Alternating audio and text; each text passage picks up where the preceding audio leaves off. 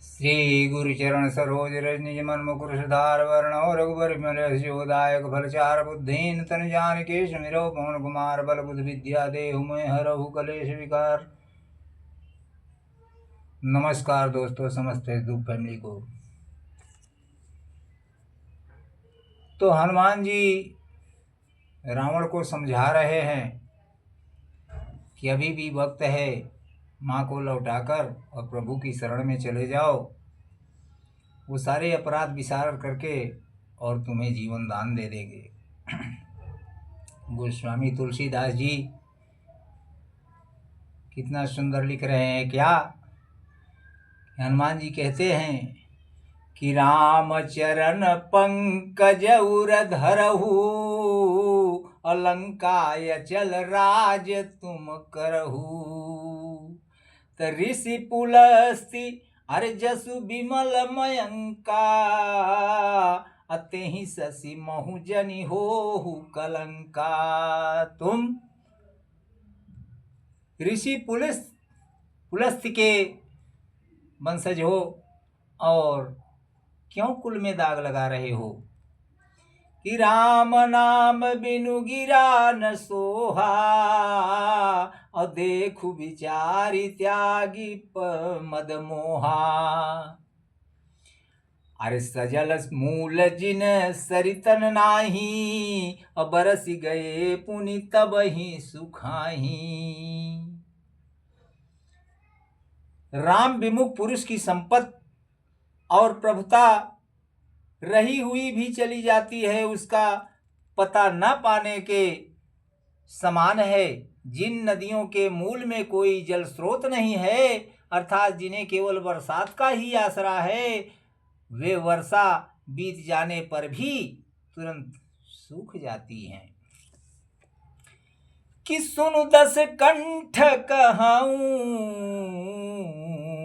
पन रोपी, अभिमुख राम त्राता नहीं कोपी। ऐ रावण, शंकर सहस विष्णु अज तोही, अरे राखी न सकई राम कर द्रोही। शंकर विष्णु राम के दुश्मन को कभी भी शरण नहीं दे सकते हैं। राम से विद्रोह करने वाले को कभी भी शरण उनके पास नहीं मिलेगी। ये मैं तुम्हें आखिरी चेतावनी समझा रहा हूं।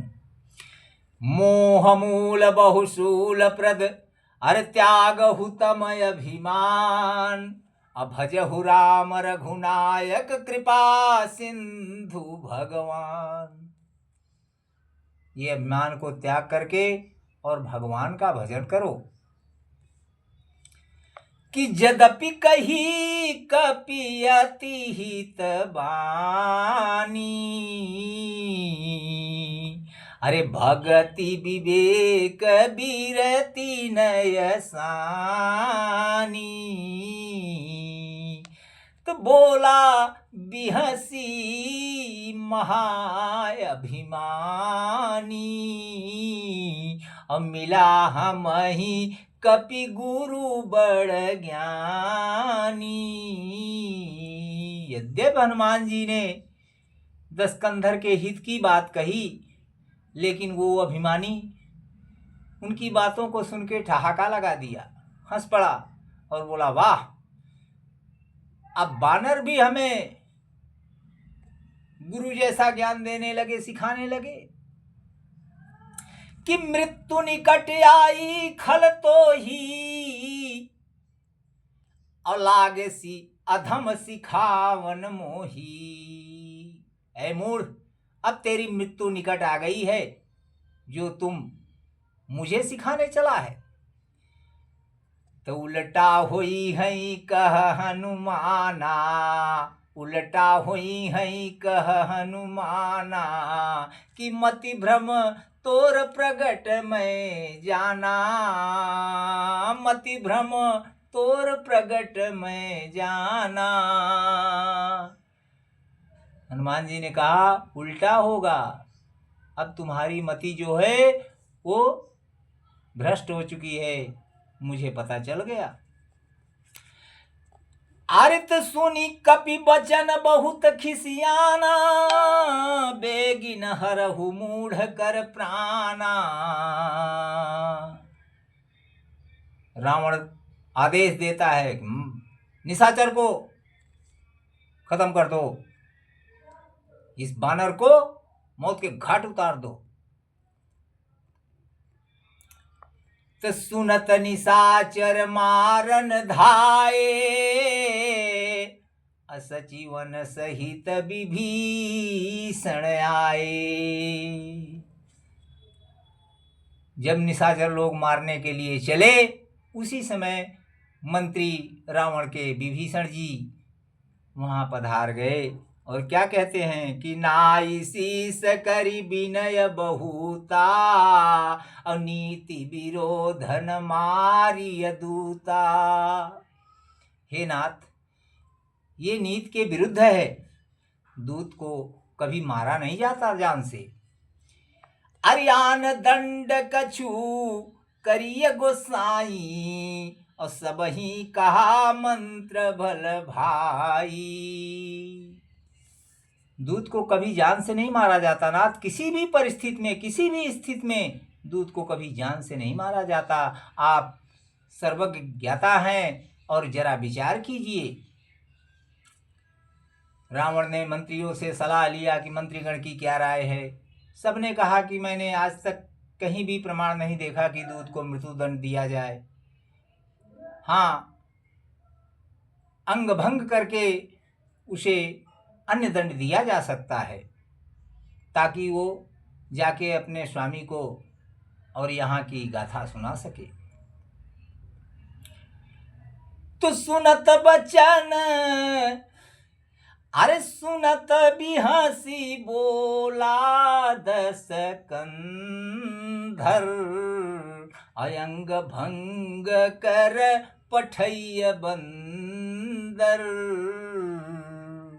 रावण सुनकर के बहुत खुशी हुआ, अट्टहास किया और बोला ठीक है, अंग भंग करके ही इसे भेजा जाएगा।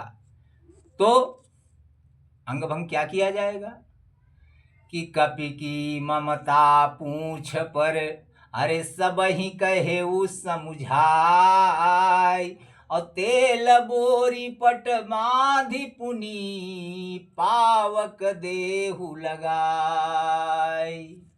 बानरों की सबसे प्रिय उनकी पूंछ होती है, इसकी पूंछ को ही जला दो। जली हुई पूंछ जब लेके जाएगा तब आनंद आएगा, पश्चाताप इसके स्वामी करेंगे। इसलिए हनुमान जी की पूंछ को तेल में बोंद कर और आग लगाने की तैयारी हो रही है कि कपि के ममता पूंछ पर सब ही कहे समुझाई, अर तेल बोरी पट बांधि पुनि पावक देहु लगाए। सियावर रामचंद्र की जय, उमापति महादेव की जय, पवन सुत हनुमान की जय, अयोध्या राम लला की जय, गोसाई तुलसीदास की जय। बोलो भाई सब संतन की जय, सनातन धर्म की जय। हर हर महादेव। नमस्कार दोस्तों, समस्त फेसबुक फैमिली। आगे की कहानी हम आपको अगले भाग में सुनाएंगे। तब तक के लिए राधे राधे, जय श्री कृष्ण।